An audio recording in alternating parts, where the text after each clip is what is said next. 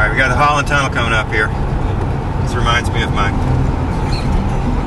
days as a cab driver. When I wanted to become a cab driver, I found out there are all these administrative hoops that you have to jump through. It's not just like you get to be a cab driver. You have to take a physical. That was fun. I went to a doctor that the cab fleet that was sponsoring me recommended. They said go to him and get a physical. And I went in and I sat down at the examination table. The doctor walked in and he said, "How do you feel?" And I said, "Great." He said, "That'll be $50." So I was done with my physical, and then they told me, "Okay, now you have to go take your English competency test." And I thought, well, that's strange. It doesn't seem like that would actually exist, knowing cab driving in New York City. But, you know, I was anxious to please, so I went to this office. It was sort of like something out of like a 1984 film or something, you know. It was like some real weird, dilapidated, antiquated, anachronistic office full of old ladies. And on each one of their desks they had reel-to-reel tape recorders. You could see them through a glass window from the waiting room. And you'd see them have someone come to the desk and then they'd press a button.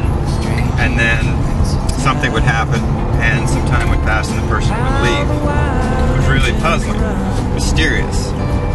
So I waited. I was waiting in a room with like 10 Arabs, 6 South Koreans, 2 Polish guys, 5 Russians, and me. And I thought, well, I'm going to get an A on this test. This is great. So after a while, the little old lady walked in with a list in her hand and she said my name. I walked in and sat down at her desk and she smiled at me and she opened a booklet and she handed me a booklet. And she said, "One moment," and she pressed the record button on the reel-to-reel tape recorder. And then she said, "Hi, this is your English competency test. Please open the booklet to page 42. So, okay, I can do that.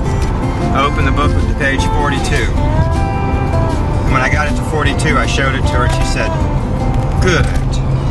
Now, please read Article 4, Section 2 on that page." So I read Article 4, Section 2, which said, "The driver shall not dispense the passenger any more than 6 inches from the curb unless there is an obstruction." And I was proud that I knew what the word obstruction meant. Obstruction. So I said it with really good diction. Unless, raised my eyebrows to her, there is an obstruction. And she smiled and she said, "Good. Now, what does that mean?" And like I pride myself on my use of words, and I opened my mouth to say something, and I truly could not think of another way to say what had just been said.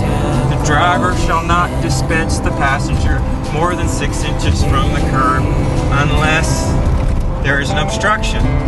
And I wanted to say it in a way that would get me an A on the test. You know, I wanted to say something like, you know, Walt Whitman or Tolstoy, or, you know, I wanted to like quote someone or do something, and I couldn't think of anything. And I started getting like this kind of like existential lockdown in my brain. It was scared. Like I thought, I'm gonna fail this freaking test. I'm gonna fail it. And my mouth was hanging open and she was leaning forward and it was getting to be this very tense moment, and at least 30 seconds had passed and I kind of started going, and then from the desk next to me I heard this. There's an Arab guy and he said, "You're taking the passenger. Okay, so Kennedy Airport, you're taking the passenger. Holland Tunnel, yeah. New Jersey Turnpike, you're taking the passenger. Okay, Holland Tunnel, you're taking, yes. Okay, so JFK, yeah. Kennedy Airport, okay, so you take the passenger. Okay, Holland Tunnel." And the woman that was giving him the test said, "Good, you passed." And I looked at the lady who was looking at me and she kind of caught on to what I was doing. And I said, "Article, whatever it is, 14, means what it says." And she said, "Good, you passed." This is a fine example of making too much work for yourself. sometimes you just have to accept something is what it is.